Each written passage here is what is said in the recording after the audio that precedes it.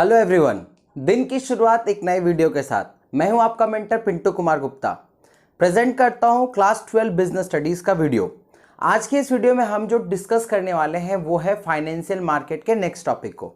जिन्होंने पहला वीडियो नहीं देखा सबसे पहले वहां चले जाओ, वहां पे पता चल जाएगा कि ये फाइनेंशियल मार्केट है क्या, वो कितने तरीके से डिवाइडेड है, फीचर्स वीचर्स हम लोगों ने डिस्कस किया। और हम लोगों ने ये भी कहा था कि आज के इस वीडियो में जो टॉपिक ऑफ डिस्कशन होने वाला होगा वो होगा इंस्ट्रूमेंट ऑफ फाइनेंशियल मार्केट। तो बस वही वीडियो अब तो आपके सामने है। तो सबसे पहले थोड़ा सा रिकॉल करेंगे, फाइनेंशियल मार्केट कितने टाइप में डिवाइडेड था सर? दो टाइप में, मनी मार्केट और capital market. Sir money market किसको बोलते थे? तो money market are those market under which financial instrument are dealt with in क्या और अप टू 1 ईयर। मतलब ऐसा मार्केट जहां पे फाइनेंशियल इंस्ट्रूमेंट की डीलिंग होती है जिनका टाइमिंग पीरियड है, मैच्योरिटी पीरियड होता है 1 साल का। ठीक, अब सर बाकी कहां जाए? जहां पे मोर देन 1 ईयर की बात हो तो बिल्कुल उनका भी डीलिंग होगा, उससे हम लोग कैपिटल मार्केट में डील करेंगे। तो कैपिटल मार्केट यही है जो हम लोगों ने प्रीवियस वीडियो में सीख लिया था। लेकिन बात किसकी डीलिंग की हो रही है सर? Financial instrument. तो बस आज वही हम लोगों को क्लियर करना है। तो मनी मार्केट में कौन कौन से फाइनेंशियल इंस्ट्रूमेंट की डीलिंग होती है सर? तो ये 5। कौन कौन? सबसे पहला जो है वो है ट्रेजरी बिल। इसका और एक नाम है जिसे हम लोग टी बिल भी बोलते हैं। ठीक है, तो सबसे पहले देखो, याद रखना ये जितने भी इंस्ट्रूमेंट है ये सारे शॉर्ट टर्म्स होंगे। ठीक है, ये याद रखना, सब में शॉर्ट टर्म देखने को मिलेंगे। अब क्लियर करते हैं, ट्रेजरी बिल है क्या sir? It is the promissory note issued by RBI on behalf of Central Government of India to raise short-term fund maturity period 14 to 364 days। मतलब ये इशू कौन करती है? RBI, मतलब हमारा एपेक्स बॉडी जो है मॉनेटरी का। ठीक है, ऑन बिहाफ ऑफ, किसके बिहाफ में? सेंट्रल गवर्नमेंट ऑफ इंडिया, मतलब हमारा जो सेंट्रल गवर्नमेंट है उसके बिहाफ में RBI काम करती है और फंड जनरेट करती है, जिनका मैच्योरिटी पीरियड कितना होता है? मैच्योरिटी पीरियड होता है 14 डेज टू 364 डेज। ठीक है, ये शॉर्ट टर्म फंड है, सारा का सारा शॉर्ट टर्म ही होगा। इसे एक और नाम से जाना जाता है जिसे हम लोग बोलते हैं जीरो कूपन बॉन्ड। क्लियर है? दूसरा जो है, अब बात करते हैं कॉमर्शियल बैंक। देखो भाई, कॉमर्शियल बैंक है क्या? अब कॉमर्शियल पेपर है क्या? Sorry, it is a short term unsecured negotiable promissory note. इसका मतलब ये भी शॉर्ट टर्म है, शॉर्ट टर्म तो सारे होंगे। अनसिक्योर्ड मतलब आप लोगों को पता है इसके पीछे कोई भी सिक्योरिटी की बात नहीं होगी, कोई भी मॉर्टगेज की बात नहीं होगी। ठीक है, negotiable promissory note which is transferable by endorsement and delivery with fixed maturity period of 15 to 364 days.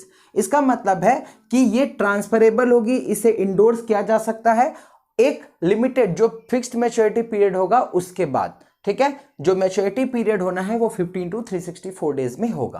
Case studies ऐसे, ये जब डे पीरियड याद रखना है उससे केस स्टडी हम लोग सॉल्व कर पाएंगे कि कौन सा इंस्ट्रूमेंट का यहाँ पे डीलिंग हो रहा है। नेक्स्ट बात करते हैं कॉल मनी। कॉल मनी का मतलब पता लग रहा है ना कि कॉल करेंगे और मनी आ जाएगा, बट ऐसा बिल्कुल भी नहीं है। मैं रियल लाइफ से समझाता हूं। देखो हम लोग क्या करते हैं, अलग अलग बैंक के कस्टमर है, अलग अलग बैंक के एटीएम में जाके पैसा निकाल लेते हैं। तो ऑल दो हम लोग उस बैंक के कस्टमर तो है नहीं, मान लो अपन एसबीआई के कस्टमर है और पीएनबी के बैंक से हम लोगों ने कैश को विड्रॉ किया, तो अपन उसके तो हम लोग कस्टमर है नहीं। तो वो क्या करेगा, उनके अकाउंट से तो पैसा चला गया, अब वो क्या करेंगे, एसबीआई को पीएनबी बोलेगी भाई आपका कस्टमर पैसा लेके गया है, आप क्लियर करो। तो ये उनका इंटर बैंक ट्रांजैक्शन होगा। तो ये क्यों किया जाता है सर? ये कैश रिजर्व रेशियो को मेंटेन करना पड़ता है, क्योंकि मनी एंड बैंकिंग में हम लोग अच्छे तरीके से ये चैप्टर को समझ चुके हैं।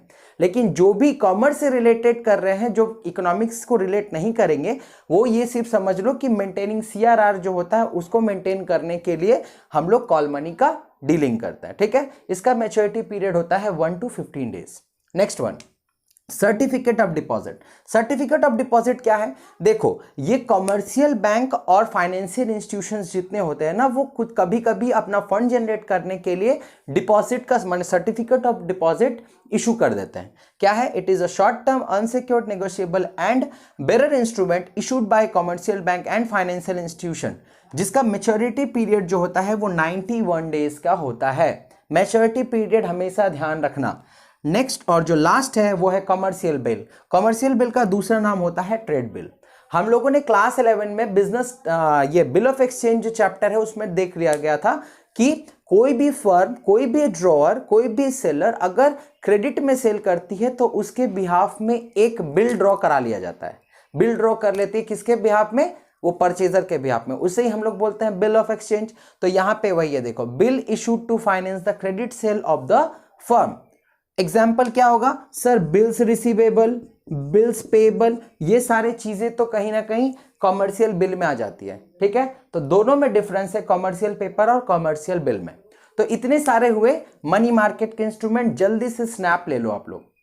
सर मनी मार्केट को तो हम लोगों ने देख लिया, अब बात कर लेते हैं कैपिटल मार्केट की। तो कैपिटल मार्केट मतलब मीडियम टर्म और लॉन्ग टर्म की डीलिंग। ठीक है, तो यहां पे कैपिटल मार्केट को दो टाइप में क्लासिफाई किया गया। सबसे पहला जो है वो है प्राइमरी मार्केट, और जो दूसरा होता है वो होता है सेकेंडरी मार्केट। ठीक है, प्राइमरी मार्केट में क्या होती है, अक्सर देखे जाते हैं कि कोई भी कंपनी अगर अपना fresh equity share, debentures, preference shares कुछ भी अगर पहली बार अगर यूज करती है, अगर फंड रेज करने के लिए, तो उन सारे सिक्योरिटीज को, इंस्ट्रूमेंट को यूज करती है कौन से मार्केट में?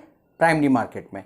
देन उसके बाद चले आते हैं सेकेंडरी मार्केट। तो खैर प्राइमरी मार्केट को समझो, क्योंकि अभी सर ने बताया कि नया जो भी सिक्योरिटीज की डीलिंग होगी वो यहां पे होगी, तो इसे न्यू इशू मार्केट भी बोलते हैं। क्या है? It deals with new security being issued for the first time. First time यहां पे सिक्योरिटी इशू होंगी।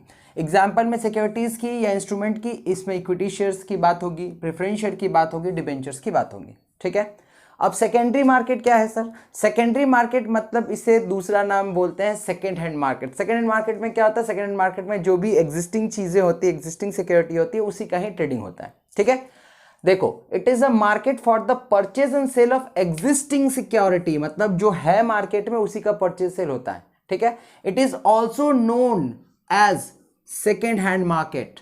क्लियर? और ये मार्केट कहां पे होती है? ये स्टॉक एक्सचेंज इसे बोलते हैं। मतलब सेकेंडरी मार्केट के दो नाम, स्टॉक एक्सचेंज और सेकेंड हैंड मार्केट। क्लियर?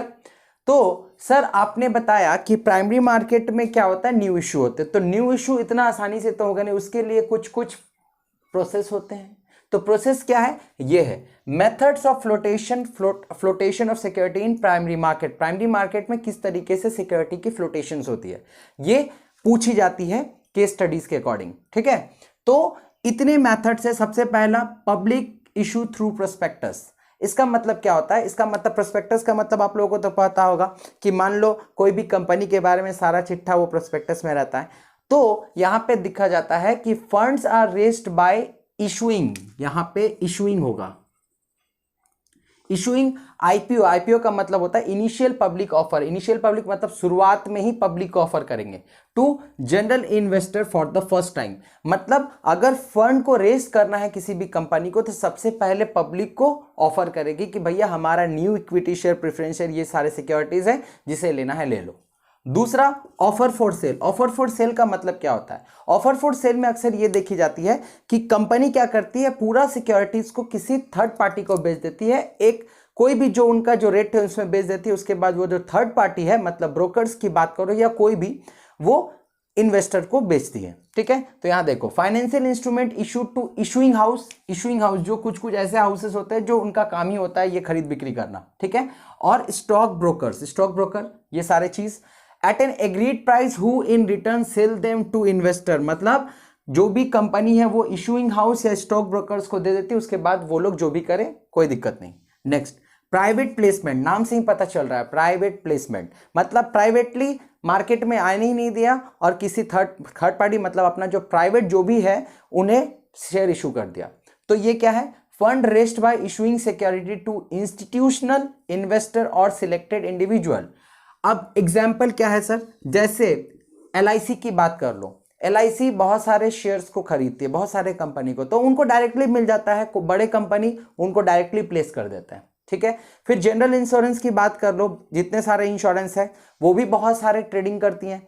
तो ये सारे चीज क्या है? कंपनी इन सारे बड़े नामी गिरामी कंपनी को अपना शेयर इशू कर देती है। इसे ही बोलते हैं हम लोग private placement.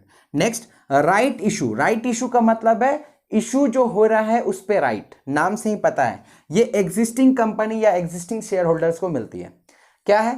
Fund are raised by issue of share to existing share holder. देखो जो कंपनी के एग्जिस्टिंग शेयर होल्डर है, मतलब अभी भी वाकई हैं, अगर वो कंपनी फिर से नया इशू करती है तो कंपनी को सबसे पहले एग्जिस्टिंग शेयर होल्डर को पूछनी पड़ेंगे, भैया आप लोगों को शेयर लेना है तो ले लो, नहीं तो हम लोग फिर जनरल पब्लिक के पास चले जाएंगे, तो नया इन्वेस्टर हमें मिल जाएगा।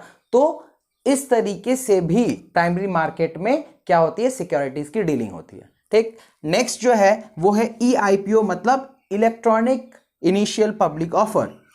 इलेक्ट्रॉनिक है मतलब जो भी काम होना है सर ऑनलाइन होना है, ठीक है। तो यहां पे पब्लिक को मतलब क्या की जाती है, ये बोला इशू किया जाता है कि भाई हमारा फंड रेज करना है, जिसे जिसे सिक्योरिटी खरीदनी है ले लो, बट ऑनलाइन मोड पे। क्लियर, देखो, fund raised by online system of the stock exchange. इस तरीके से ये जो 5 तरीका है, 5 मेथड्स हैं, इतने मेथड से क्या होती है, प्राइमरी मार्केट में सिक्योरिटी का फ्लोटेशन होता है। अब जो बात करेंगे वो बात करेंगे सर स्टॉक एक्सचेंज की। तो स्टॉक एक्सचेंज में किस तरीके से काम होता है ये हम लोग नेक्स्ट वीडियो में डील करेंगे। आज तक के लिए सिर्फ इतना ही कॉन्सेप्ट रहने देते हैं, मिलते हैं फिर नेक्स्ट वीडियो में। Thank you for today.